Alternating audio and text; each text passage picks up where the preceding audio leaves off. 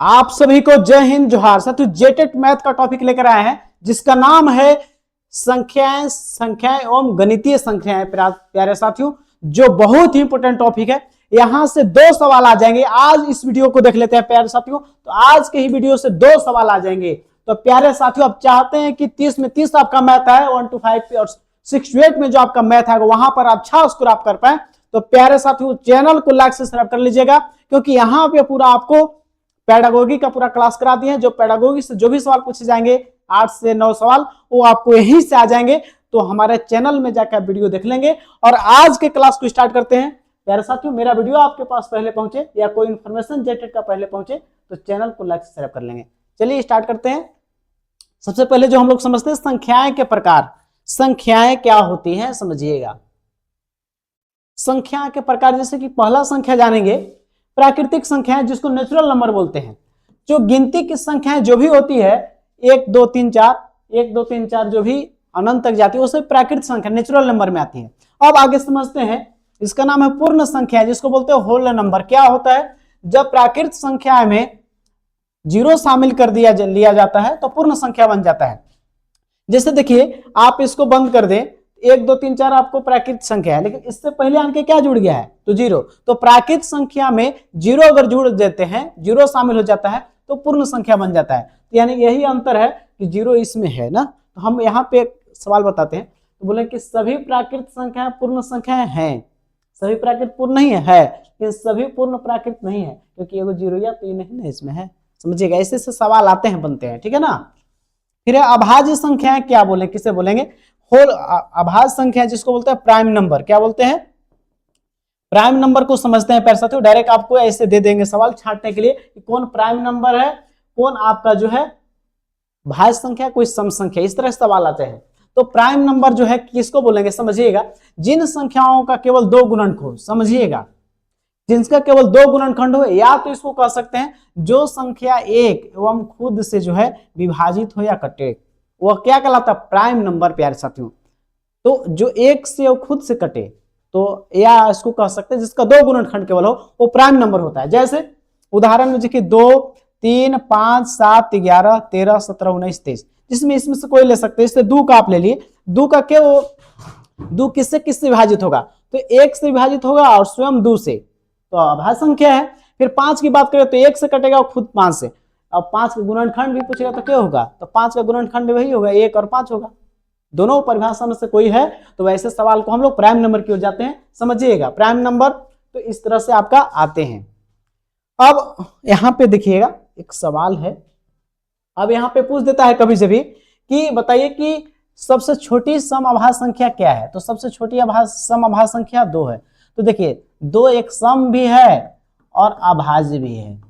सम संख्या किसको बोलते हैं? जो 2 से पूरी पूरी कट जाए, तो 2 से नहीं कट जाएगा एक बार में। और साथ ही अभाज्य संख्या जो केवल 1 और खुद से कटे, तो 1 से कटेगा और अपना 2 से कटेगा। तो पूछेगा कि सबसे छोटी सम अभाज्य संख्या क्या है? तो वो 2 है। डायरेक्ट ऑब्जेक्टिव क्वेश्चन आ जाएंगे प्यारे साथियों, याद रखिएगा। अब देखते हैं भाज्य संख्या, जिसको बोलते हैं कंपोजिट नंबर। क्या होता है? क्योंकि इससे सवाल आपका आएंगे साथियों, जानना जरूरी है। जिन संख्याओं का गुणनखंड 2 से अधिक हो, अथवा जो संख्या 1 एवं खुद के अलावे अन्य संख्या से भी विभाजित हो, उससे भाज्य संख्या कहते हैं। जैसे आप अभाज्य संख्या में देखिए, जैसे 2 है तो 1 और खुद से कटेगा, यानी 2 को संख्या से कटेगा और 2 ही गुणनखंड होगा। या 3 कहते तो 1 और 3 से, तो उसका 2 गुणनखंड होगा या 2 से कटेगा, 1 और स्वयं से। लेकिन यहाँ भाज्य संख्या है जो 1 और खुद के अलावा और संख्या से भी कटेगा इसमें। जैसे 4 के बारे में देखिए, तो 4 केवल किससे किससे कटेगा? देखिएगा, तो 4 जो आपका है 1 से तो कटेगा ही और 4 से स्वयं से, लेकिन अपना खुद के अलावे भी इससे तो कट जा रहा है 2 से। इसलिए भाज्य संख्या है जो, जिसका सीधा सीधी कह सकते हैं, जो अपने और खुद के अलावे किसी और से विभाजित हो जाए, ठीक है, या जिसका गुणनखंड 2 से अधिक हो, वो सभी संख्याएं भाज्य संख्या कहलाती है। तो पूछा जाए कि सबसे छोटी भाज्य संख्या क्या है? तो 4 ही ना होगा, 4 से कोई छोटी भाज्य संख्या है नहीं, ठीक है। अब यहां पे देखिए 6 की बात करें तो 6 के कितने गुणनखंड होंगे? 1 और खुद से कट रहा है, बाकी 2 और 3 से भी। सीधा सीधी जिसका 2 से गुणनखंड ज्यादा रहेगा वो संख्याएं भाज्य संख्याएं कहलाएंगी। जैसे कि 4 6 8 9 12 ऐसा जा रहा है। अब देखते हैं यहाँ पे समझते हैं अगला जो संख्या है, अगला संख्या जिसका नाम है सम संख्या, जो सब कोई जानते होंगे सम संख्या के बारे में। सम संख्या जिसको इवन नंबर बोलते हैं, क्या होता है पता ही आपको, जो संख्या 2 से पूरी पूरी कट जाए वो संख्या होता है सम संख्या। जैसे एग्जांपल 2, 4, 6, 8, आप जानते हैं कि कितना ही बड़ा संख्या हो, 2 है, 3 है, 7 है, 9, 9, 7, 5 और लास्ट में खाली 2 रह जाए अंतिम में, तो कोई भी संख्या के अंतिम में 2, 0, 2, 4, 6, 8 रहता है तो 2 से पूरी पूरी कट जाता है। कितना ही बड़ा संख्या हो उससे मतलब नहीं है, तो अंतिम खाली देखिए तो 2 से कटिए ना जाएगा, तो सम संख्या ही होगा। तो सम संख्या कहाँ से छोटा होता है, 2, 4, 6, 8 क्या होता है, ये सभी सम संख्याएं होती हैं। आपको बता दें कि अंतिम संख्या को चेक करना केवल है जहां 0 हो, 2, 4, 6, 8 हो, तो ये संख्या 2 से कटेगी ही, यानी कि वो सम संख्या ही कहलाएगा। जब हम विभाज्यता का नियम पढ़ाएंगे वहां पे समझा देंगे पूरा बढ़िया से। अब आगे देखते हैं विषम संख्या क्या है। विषम संख्या जिसको बोलते हैं ऑड नंबर, इसका भाई ही है, जो संख्या 2 से विभाजित ना हो वो सम संख्या कहलाता है, जो 2 से नहीं कटे। जैसे कि 3 है, 5, 7, 9, 11, 2 से नहीं कटेगा ही, इसलिए सम संख्या नहीं है, ये विषम संख्या है। कैसा है, विषम, ऑड। अब देखते हैं स्थानीय मान और जातीय मान। प्यारे साथियों, स्थानीय जातीय मान से सवाल आने की आपकी संभावना है प्रबल। स्थानीय मान यानी इसको बोलते हैं प्लेस वैल्यू, और जातीय मान या इसको अंकित मान बोलते हैं या फेस वैल्यू बोल देते हैं। फंसिएगा नहीं, समझा देंगे आपको। अब देखते हैं स्थानीय मान या प्लेस वैल्यू, जैसे कि किसी संख्या के अंक का स्थान जो कहलाता है वो होता है स्थानीय मान। जैसे आप देख रहे हैं 563, संख्या क्या है, 563 है, इसमें बोले कि 6 का स्थानीय मान बताइए, तो कैसे आप बताइएगा, कुछ नहीं, आप देखिए किसका पूछ रहा है, 6 यहाँ लिख लीजिए, किसका पूछ रहा है, 6 का। अब यहाँ से देखिए केवां स्थान पर है, इकाई दहाई, दहाई स्थान पर है ना, तो दहाई स्थान पर है इसलिए 10 से गुना कर दीजिए, तो कितना हो जाएगा, 60 हो जाएगा। तो इसका पूछेगा 6 का क्या है आपका स्थानीय मान, तो 60 हो जाएगा। अब देखते हैं यहाँ पे जो है 25,342 है, 25,342 में बोला है कि 5 का स्थानीय मान बताइए। तो 5 देखिए किसका पूछा है, 5 का, 5 यहाँ लिख लिए, क्या लिख लिए, 5। अब 5 देखिए केवां स्थान पर है, तो इकाई दहाई सैकड़ा हजार, यानी 1000 से गुना करना होगा, यानी कि इसका आपका हो गया आंसर। यानी देखिए इकाई स्थान पर है तो 1 से, दहाई पर है तो 10 से, सैकड़ा पर है तो 100 से गुना कर दिया स्थानीय मान निकालने के लिए, 1000 पर है तो उसमें 1000 से गुना कर दीजिए। यदि आपका इकाई दहाई सैकड़ा हजार 10,000 पर है तो आपको 4 से गुना करना है, सीधा सीधी आपको है, देख के आप अपना से कर लेंगे इसको, ठीक है नहीं। तो स्थान मतलब समझ रहे हैं, वैसा ही जो स्थान है वहां से गुना कर देना है। अब समझते हैं जातीय मान या अंकित मान, या इसको बोलते हैं फेस वैल्यू, उसका चेहरा का वैल्यू। बहुत आसान है, बोला है जैसे कि आपका देखिए अंक का अपना वास्तविक मूल्य ही, उसका अंक का जो वास्तविक मूल्य है वही आपका होता है अंकित मान या जातीय मान। जैसे कि 563 है, 563 पूछेगा, 6 का अंकित मान या जातीय मान पूछे या फेस वैल्यू। जहां आप फंस रहे हैं अंकित मान और जातीय मान में, तो फेस वैल्यू याद रखिए। तो 6 का पूछा है आपका, तो 6 का अपना वैल्यू 6 न है, तो 6 आंसर हो गया, करेक्ट हो गया।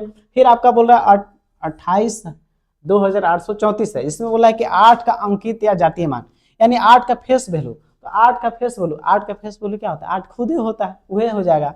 जो संख्या कह दे ना जातीय मान आपका अंकित मान, तो वो संख्या ही खुद आंसर हो जाता है। बहुत आसान है प्यारे साथियों।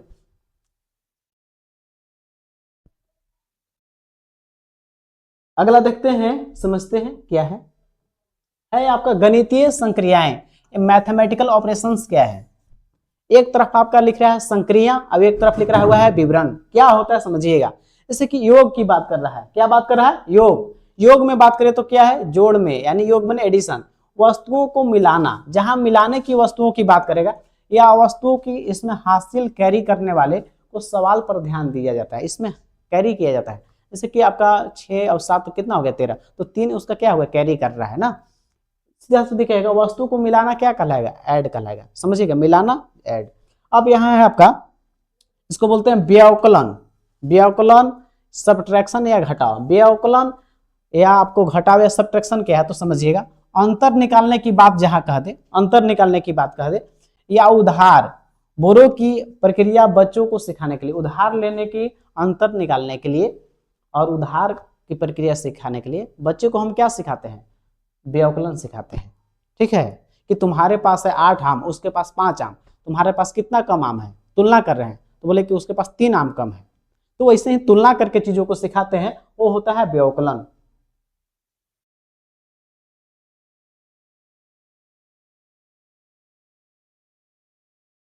व्यवकलन होता है। और जहां बोलेगा आपको ऐड का, तो बोले कि तुम्हारे पास 4 आम, उसके पास 5 आम, दोनों आम को मिला दो, क्या वो आम हुआ। तो जहां मिलाने की बात करें जोड़ करेंगे, और जहां तुलना करेगा व्यवकलन, है ना। अब अगला देखिएगा, गुणन मल्टीप्लिकेशन का है, बार बार चीजों को जोड़ना, या पहाड़ों और बुनियादी गुणों जैसे संख्या को 0 से गुना करने पर आधारित सवाल। जैसे कि जहां पे बार बार जोड़ने की सब बात आवे, या पहाड़ों या बुनियादी गुना की बात करें, बेसिक जहां संख्या को 0 से गुना करने की बात है, ये सभी किस में आते हैं, मल्टीप्लिकेशन में। याद रखिएगा, बार बार जोड़ना कर रहा है, वही चीजों का बार बार जोड़ रहा है, 5 5 5 ले डायरेक्ट गुना कर देते हैं। चलिए आगे देखते हैं, संक्रियाएं है। विभाजन क्या है, डिवीजन क्या है, बराबर हिस्सों में बांटना। जैसे कि बोल दिया कि 10 आम है, तुम लोग 10 आम है, और तुम लोग क्या करो, 5 को तुम लोग अपने आपस में बांट लो। तो क्या करेगा, 2 को बांट लेगा। तो कैसे बांटेगा, 5 से भागा देगा। बांटने की जहां बात आएगा, तो आपको क्या सिखा रहे हैं, वैसे ही सिखाना है बच्चों में कि 10 आम है, तुम लोग 5 को आपस में बांट लो, तो 2 को बांट लेगा। ऐसे चीजों को बराबर भागों में बांटना डिवीजन की ओर जाता है, संक्रियाएं हैं। और बात करें भाज्य बराबर क्या होता है, तो भाज्य बराबर भाज्य गुने भागफल प्लस शेषफल। जैसे कि बात करें, यहाँ 10 है, मान लेते हैं 10 नहीं, यहाँ पे 13 है, 2 से भागा दे रहे हैं, तो 2 छक 12, 12 यहाँ से 1 बचा, इसमें 2 क्या हो जाएगा आपका, समझिएगा, 2 हो गया आपका भाजक, 6 हो गया भागफल, और 1 क्या हो गया आपका, 1 जो है, 1 जो शेषफल, इस शेषफल है, और भाज्य क्या है, 13 है। समझिएगा, ये भाज्य क्या है, 13 है। तो भाज्य देखिएगा, भाजक कितना है, 2 है, भागफल कितना है, 6 है, और शेषफल कितना, 1 है। जोड़िए, 2 छक 12, 1 13, तो आपका भाज्य हम बताया नहीं कि 13 है। तो वही फॉर्मूला बैठता है, भाज्य बराबर भाज्य गुने भागफल प्लस है। बहुत आसान पढ़ा रहे हैं प्यारे साथियों, इसको देख लेते हैं तो आपको एकदम कुछ भी नहीं जानते तो याद हो जाएगा। अब समझते हैं आरोही और अवरोही क्रम। ऐसे टॉपिक को ही लाए हैं जो आपका टॉपिक में जो पढ़ना है, बाकी चीजों को बाहर रखे हैं प्यारे साथियों, जो आपके एग्जाम में आ जाएगा वैसा ही चीज को हम शामिल किए हैं यहाँ पे, ज्यादा चीजों को बाहर नहीं रखा गया। आरोही क्रम, असेंडिंग ऑर्डर क्या है, छोटा से बड़ा की ओर जाते हैं। जैसे कि 1 2 3 4, बढ़ते क्रम में जो लगातार बढ़ रहा है वो क्या करता है, आरोही, असेंडिंग ऑर्डर कहलाता है। फिर बात करते हैं यहाँ पे, जैसे कि आपका 1 से ही बड़ा का चिन्ह है, बड़ा की ओर जा रहा है कि नहीं, 1 से बड़ा 2 है। फिर आपका देखते हैं अवरोही क्रम, डिसेंडिंग ऑर्डर क्या होता है, जहां बड़ा से छोटा की ओर जाएंगे, बड़ा से छोटा की ओर जाएंगे तो क्या कहलाता है, डिसेंडिंग। जैसे कि 10 है, 9 है, 8 7 5 4, यानी कि कम की ओर जाएगा। अब ये चिन्ह होता है छोटा, आपका जो होता है छोटा की ओर। 10 बड़ा है किससे, 9 से, चिन्ह बदल जाएगा यहाँ पे। ठीक है, आगे देखते हैं प्यारे साथियों, बहुत इंपॉर्टेंट सवाल है यहाँ पे।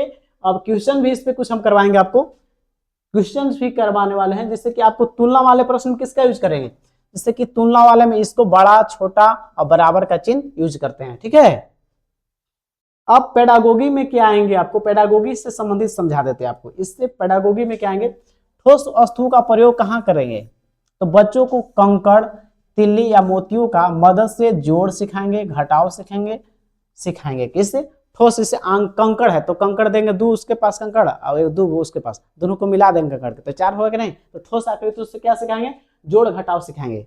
जैसे कि आपका कंकड़ हो गया, तिल्ली, मोती से क्या सिखाइएगा बच्चे को, जोड़ और घटाव।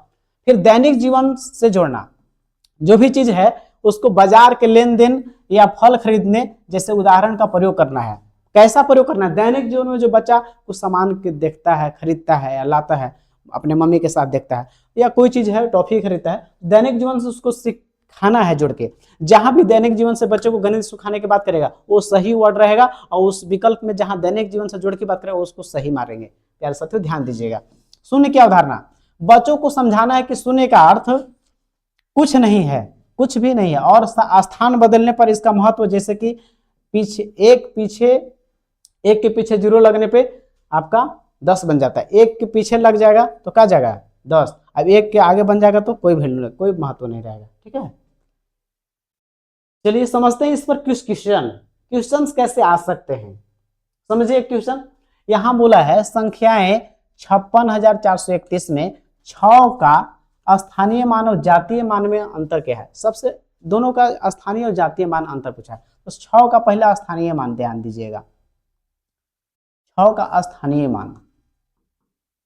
मान निकाल लीजिए पहले। तो स्थानीय मान कैसे बोले हैं, 6 का ना पूछा है, केवल नंबर पर है, इकाई, दहाई, सैकड़ा, हजार, तो 1000 से गुना कर दीजिए इसमें। तो 1000 से गुना कर दीजिएगा, कितना हो जाएगा 6000। और 6 का पूछेगा कि 6 का बताइए जातीय मान पूछे या अंकित मान पूछे, तो जो 6 का जातीय मान जिसका भी पूछेगा, जो संख्या को पूछता वही संख्या हो जाता है जातीय मान।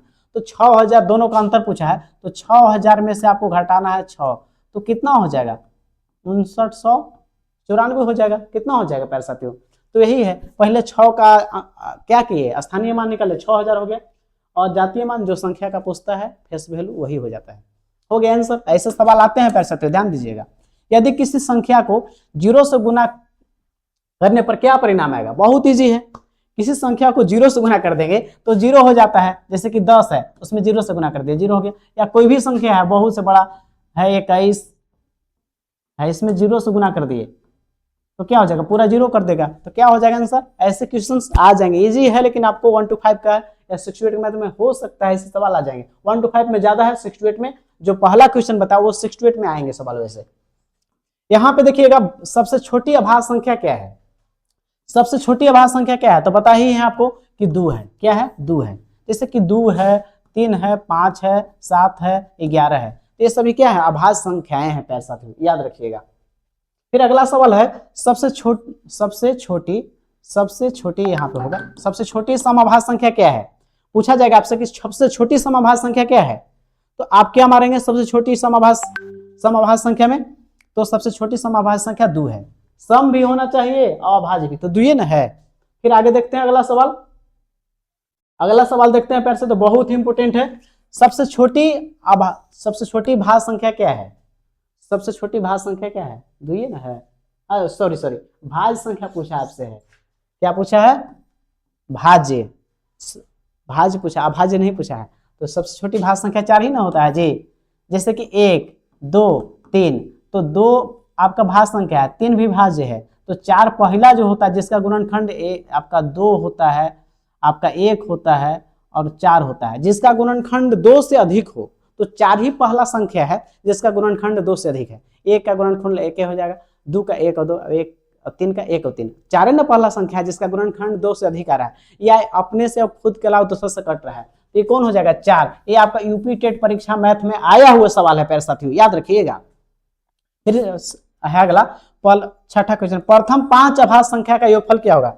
जो प्रथम 5 संख्या है उसका 5 गो प्रथम अभाज्य संख्या उसका योगफल क्या होगा। तब अभाज्य संख्या पहला कहता है 2 है, फिर 3 है, फिर 5 है, फिर 7 है, और आपका 5 को बोला है ना, तो 2, 3, 5, 7 और आपका क्या है फिर 11, तो ये सबको जोड़ दीजिए, वही आपका हो जाएगा प्रथम अभाज्य संख्या। 5 को बोला है, 2, 3, 5, 5, 10 और 7, 17 हो 11, 28, तो आपका 28 किस ऑप्शन में है, बी हो गया आंसर। ठीक है ना, इस तरह से सवाल सोल्व करना है आपको, और सवाल आते हैं इस तरह का। चलिए अगला देखते हैं प्यारे साथियों, 4 अंकों की कितनी संख्याएं हैं। ठीक है, तो आपको पहले एक बार समझाते हैं संख्या के बारे में। 1 अंक की सबसे बड़ी संख्या, 1 अंक की सबसे छोटी संख्या 1 अंक की सबसे बड़ी संख्या 9, 2 अंक की सबसे छोटी संख्या 10, 2 अंक की सबसे बड़ी संख्या क्या है 99, 3 अंक की सबसे छोटी संख्या 100 है, और 3 अंक की सबसे बड़ी संख्या 999, और 4 अंक की सबसे छोटी संख्या 1000, और 4 अंक की सबसे बड़ी संख्या क्या है 9999। तो 4 अंक की कितनी संख्या बोला है, तो याद रखिएगा 4 अंक की, तो आपको क्या करना है 9999 जो आपका है 4 अंक की संख्या है ना, तो उसमें क्या करना आपको है, ये 3 अंक की संख्या कहां से 1 से शुरू होकर 999 तक है ना, तो यहां तक घटा दीजिए, केवल 999 घटा दीजिए, तो 0009, तो आपका 9000 जो है आएगा वो क्या आपका है, वो 4 अंक की कुल कितनी संख्याएं हैं, तो आपका 9000। याद रखिएगा, ये सवाल आपको थे इस मैथ के पहला वीडियो से। ऐसे क्वेश्चन आप सोल्व करना चाहते हैं तो आप जरूर जो है सोल्व कर सकते हैं, और अपना जो है तैयारी अच्छा कर सकते हैं प्यारे साथियों। मिलते हैं नेक्स्ट वीडियो में प्यारे साथियों। आप चाहते हैं कि मैथ में 30 में 30 आए तो चैनल को लाइक सब्सक्राइब कर लीजिए, क्योंकि यहाँ पे जो है पूरा मैथ का सिलेबस कंप्लीट कराया जा रहा है प्यारे साथियों। इस वीडियो को देखने के लिए अंतिम तक आप तमाम साथियों को तहे दिल से धन्यवाद। और आप चाहते हैं कि मेरा वीडियो आपके पास पहले पहुंचे, चैनल को लाइक सब्सक्राइब कर लेंगे ताकि मेरा वीडियो आपके पास पहले पहुंचेगा। जय हिंद, जोहार।